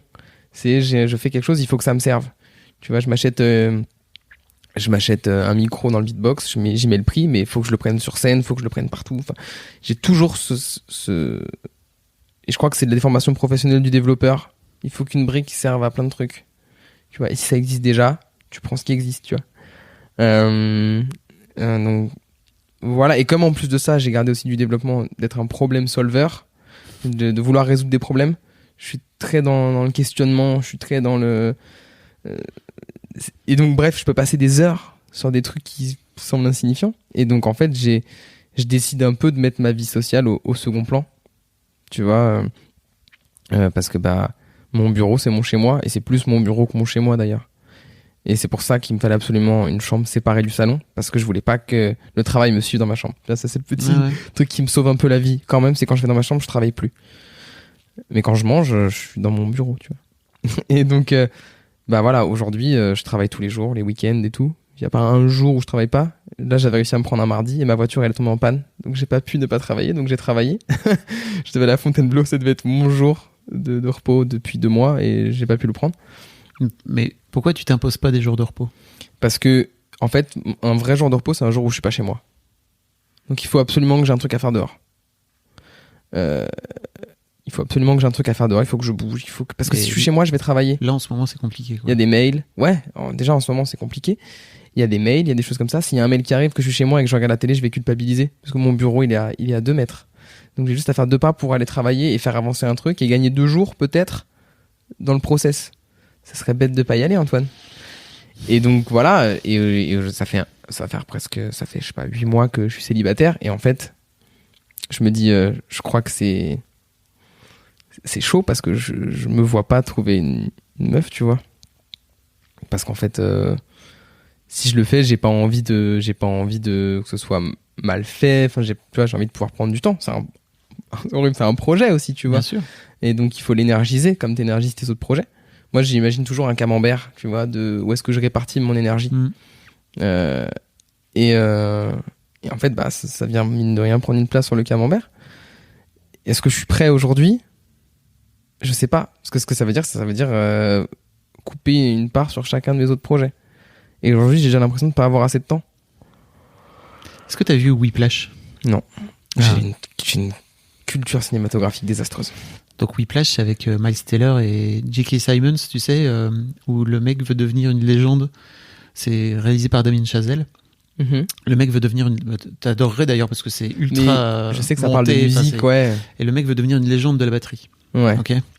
Et donc il met toute son âme dans la batterie, dans le fait que vraiment il veut devenir une légende. Donc il finit par développer une relation toxique à son prof, qui lui-même veut le pousser le plus possible, qui est violent avec lui. Enfin bon, bref, c'est vraiment c'est poussé très loin. Et il y a un moment donné où il rencontre une fille et en fait, il finit par lui dire, écoute, je peux pas parce que moi je veux devenir je veux devenir Charlie Parker, quoi, tu vois. Et Charlie Parker, il a pas le time de. Donc ouais, ça me parle. Et d'un autre côté, c'est quand même important de préserver l'équilibre. Je te dis ça, moi, ça fait 15 piges, j'ai bossé pour Mademoiselle 15 ans et j'ai vraiment développé beaucoup de travail. Je me doute que t'es obligé de faire des sacrifices. Enfin, bien sûr. Et donc oui, je me doute que ce que t'as fait, tu l'as pas fait sans sacrifice. Et ce qui me confirme ça, tu vois, c'est que il y a pas longtemps, j'ai fait une masterclass avec un producteur que j'adore, qui s'appelle MKL, qui produit pour Adagio, qui produit pour Lefa, enfin des rappeurs, des gens qui sont dans le monde de la musique et qui sont vraiment présents. Et c'est un des mecs qui m'a donné envie de faire ce que je fais aujourd'hui, du beatmaking. Et du coup, on y a été, et le mec, il a dit, qui est prêt à tout sacrifier et qui est prêt à ne plus voir ses amis et sa famille pendant plusieurs années, lève la main. Et moi, j'ai pas hésité une seule seconde, j'ai levé la main. Et en fait, en regardant à ma droite, je m'attendais à ce que tout le monde ait levé la main. Ça me semblait tellement logique. Et en fait, on était 2. Et j'étais en mode, oula. Et c'est vrai que j'ai déjà eu des reproches de certains de mes amis. Et en fait, j'ai pas le choix. Tu vois, il y en a pour qui un projet, c'est avoir une famille, avoir des enfants, avoir une maison. Et je remets pas ça du tout en question. C'est super, tu vois. C'est le modèle classique qu'on nous impose. C'est juste là où je pourrais critiquer. C'est que c'est le modèle classique qu'on nous impose un petit peu. Et moi, j'ai pas spécialement envie d'avoir des enfants. J'ai pas spécialement envie de... Enfin, tu vois, genre... j'ai l'impression d'être très décalé en plus. Et donc, en fait, quand je vais chez mes potes, qu'ils ont des enfants, qu'ils ont tout ça, genre, j'ai juste l'impression d'un décalage de ouf. Je me dis, j'ai 30 ans et genre... Enfin, j'ai presque 30 ans et genre... Est-ce que... Des fois, je me dis, est-ce que je suis sur la bonne route? Putain, est-ce que tu te plantes pas? Est-ce qu'à 40 piges, tu sais, comme Orelsan, dans son son, il dit, est-ce qu'à 40 piges, je vais pas me réveiller et me rendre compte que genre... j'ai pris la mauvaise route et que ça sera trop tard, tu vois. Bah, on a au moins une chance, nous, en tant que mec, c'est qu'à 40 piges, c'est pas trop tard. Enfin, tu vois, on n'a pas le corps qui décide à un moment donné que c'est fini, que tu peux plus enfanter, quoi, tu vois. Oui, mais du coup, ça veut dire être avec une meuf aussi quand même plus jeune. Enfin, tu vois, c'est quand même questionnant. Enfin, bon, tu vois, ça pose quand même beaucoup de questions. Et bref, du coup, ça gangrène un peu ma vie. Mais je le veux bien. Je l'accepte et j'accepte d'en parler à mes potes quand on me dit ça fait là j'ai pas vu mes potes depuis le nouvel an, on est en avril, ça fait 4 mois, tu vois, il faut le nouvel an pour que j'y aille, quoi. C'est pas loin, c'est à une 45 minutes de route, mais il y a un temps pour tout, je crois, dans la vie. Ouais, aujourd'hui, j'avoue, j'aurais du mal à profiter. C'est dur, franchement, j'ai vraiment du mal. J'ai vraiment du mal. Et c'est pour ça que je suis content de travailler avec mon pote. Et c'est là encore le piège, c'est que je travaille avec mon pote. Donc j'ai l'impression d'avoir une vie sociale, alors qu'en fait, on travaille, tu vois, la moitié du temps. Ouais. Perso, pro sont mélangés. Et j'ai qu'une hâte, c'est d'avoir ce qu'il faut pour... Tu le vis bien ? Ouais, je le vis bien, mais par moments, c'est dur aussi. Mais je pense que c'est normal, tu vois, c'est dans tout. C'est juste que il n'y a pas trop de mode d'emploi pour ce mode de vie-là. Il y en a plein, tu vois, où il y a... C'est-à-dire que quand t'as un CDI, une vie de famille, le mode d'emploi, il est un peu existant, tu vois. Et c'est ce qui peut être très dur pour certains, c'est que c'est très tracé et c'est angoissant. Et là, moi, j'ai un peu l'impression d'être surtout l'inverse. Il n'y a pas de panneau. Il y a des sorties, mais il n'y a pas de panneau. Et du coup, je dis juste quand est-ce que je sors, tu vois. Voilà, je sais pas. Et en même temps, c'est ça que je kiffe. C'est que je suis très au jour le jour. J'arrive pas à me projeter plus d'1 mois. J'en suis incapable.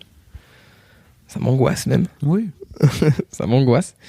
Et en même temps, quand tu vois, genre, quand t'es avec quelqu'un, par respect pour la personne, tu vois, au bout de 2 ans, j'étais avec ma copine depuis 2 ans, je comprends que la personne, elle ait envie de savoir où tu seras dans 1 an avec elle, tu vois.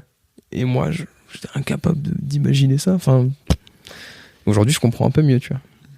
Mais voilà, c'est fou. C'est hyper prenant. Bah, merci de partager ça. Je voulais te remercier, en fait, d'être venu. Parce que quand je t'ai proposé, tu m'as dit, je suis pas sûr que mon interview elle soit très intéressante, tu sais. Ben ouais, mais c'est surtout que... Et en fait, j'étais pas au courant de tout cet aspect-là. Non mais c'est vrai. Bah ouais, non mais c'est... En vrai, même moi, quand je l'ai, il y a quelques jours, pour faire une bio, j'ai dû retracer tout mon parcours et écrire tout ce que j'avais fait. Et c'est vrai que quand je retrace, je me dis, c'est cool. Genre j'ai fait une TEDx, j'ai fait des trucs comme ça, et genre qui sont des trucs dont je rêvais quand j'étais jeune, tu vois. T'as fait une TEDx ? Ouais, avec Vocal Grammatics. Et qui sont des gros achievements dans ma vie, en vrai. Mais c'est juste quand je regarde où j'en suis là, je suis très heureux dans ma vie, mais j'en suis pas là où j'ai envie d'être, tu vois. C'est-à-dire que... Le fameux. Ouais, c'est-à-dire que aujourd'hui, niveau argent, c'est compliqué. Bon, il y a le coronavirus qui aide pas, mais ça commençait à aller avant. Mais donc, quand il y aura cette composante-là en plus, peut-être que là, ça ira mieux. Et en même temps, j'ai l'impression que quand je finis un truc, j'en démarre un autre. Donc, j'aurais jamais fini, je crois. J'espère pour toi. J'espère aussi. Mais tu vois, voilà, c'est pour ça que j'en suis très loin de là où j'ai envie d'être. C'est pour ça que je te disais, mais je sais pas si... C'est dur en vrai de s'auto-évaluer. Bah, laisse-moi faire. Moi, je te laisse faire. C'est pour ça que j'ai dit, ok, allez, on y va. Mais en plus, si tu veux, c'est ouf parce que moi, je me suis juste dit, bah, ok, on va parler de beatbox, tu vois, mais j'avais pas du tout en tête que t'avais creusé le sujet à ce point et de parler de ce fameux super pouvoir, quoi. Tu vois, j'avais pas du tout cet aspect, cette dimension psychologique que je trouve canon, quoi. Ah ouais, c'est le truc dont je pourrais parler des heures, donc il faut que je fasse gaffe, tu vois. Mais pourquoi il faut que tu fasses gaffe? Pas parce qu'il y a un moment, c'est des trucs de geek, tu vois. Il faut faire attention de comment tu le présentes aussi. C'est-à-dire que c'est pas parce que moi ça me passionne que genre je suis obligé d'en parler 8 ans, tu vois. Je vais pas monopoliser l'espace. Toujours cette truc de ne pas déranger, tu vois. Et donc j'essaie de faire attention, mais du coup ça m'impose de réussir à synthétiser ma pensée. Et je sais pas encore trop bien le faire, donc j'y travaille. Ouais, c'est plutôt pas mal. Ok. Bon, Mais vraiment, j'ai tout suivi, tu vois, alors que Ok. vraiment, j'y connais très peu. Je connais pas tout sur Ouais. beatbox. Bah, trop bien. Merci beaucoup, Antoine. C'était vraiment cool. Bah, merci à toi. Est-ce que parce que je sais pas, en fait, tu m'as lancé quelques sons comme ça, mais je me dis, putain, on est quand même dans un podcast. Ouais. Vas-y, tu peux pas faire une petite phase Ouais, si, carrément. Ça fait longtemps que j'ai pas un micro dans les mains avec des gens qui me regardent, c'est fou.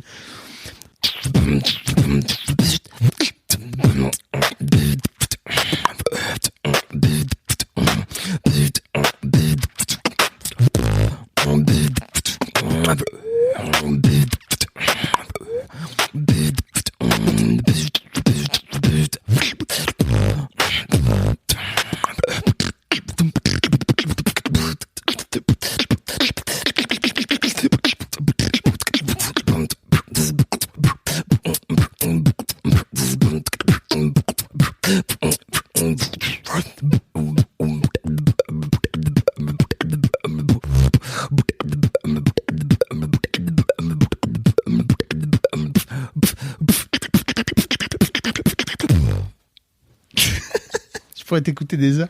En plus, ce casque, c'est cool, là. Tu viens quand tu veux, franchement. Merci. Tu viens ici, tu Ouais, fais ton petit truc. Là, petit moi, micro. je suis là comme ça. Bah, c'est bien, il n'y a plus besoin de Spotify. Mais en tu fait. sais qu'on nous a déjà appelé en soirée pour faire on avait fait un truc dans un bus pour la Coupe du Monde ou je sais plus quoi. Il y avait un bus de gens. Trop bizarre ce truc. Et on était à deux dans le bus pendant 2 heures. Et on avait des micros et on faisait le son d'ambiance, quoi. Comme, tu vois, c'était trop Comme un DJ. Ouais, c'était trop chelou comme ambiance parce que c'est encore une fois un art performatif un peu quand même. Et donc du coup les gens ils sont là, ils discutent et toi t'es là en mode et tu sais, t'es avec ton pote, t'es là en mode c'est bizarre, non? Mais je trouve que c'est cool parce que, ouais, alors ceci dit, moi, si vous étiez en train de faire du beatbox, je serais pas en train de discuter, quoi. Je serais vraiment en train de vous écouter parce que c'est vraiment fascinant. Bah merci, Non, mais vraiment. très gentil. Merci à toi. Bah merci à toi de m'avoir invité. Bon, je mettrai tous les liens pour les gens qui veulent suivre un petit peu votre chaîne YouTube, ton compte Insta, parce que tu fais des blagues aussi sur ton compte Insta. Je fais 2-3 Tu blagues. fais des remixes. Bah, en fait l'objectif c'est de promouvoir l'album qui va sortir, tu vois. C'est pour ça que je fais ça, pour que les gens voient que je fais de la musique et se disent tiens, machin. Et quand je sors l'album, il y a quelques personnes qui vont le voir, tu vois. Donc ouais, je fais quelques blagues sur Insta pour ça. Et ça marche pas trop mal. J'ai fait un remix de Choupi qui a... Tu vois, c'est ça ma vie, quoi. Merci beaucoup, c'était cool. Merci à toi. Merci beaucoup pour votre écoute. Avant de nous quitter, si vous avez aimé ce podcast et cet épisode, merci de lui mettre un commentaire sur Apple Podcast et 5 étoiles de préférence. C'est le meilleur moyen de le faire connaître. Merci beaucoup à vous et rendez-vous jeudi matin à la même heure, à partir de 6h du matin, dans votre appli de podcast pour un nouvel épisode d'Histoire de succès. It's time to turn yesterday's water bottles into today's laptops. It's time to transform CO2 into a raw material for sneakers. The time for circular economy is now. We're Covestro, and we're working round the clock to turn the future of materials fully circular. Because when it comes to helping our planet, there's no time to waste. Explore our steps to circularity at covestro.com/circular-economy.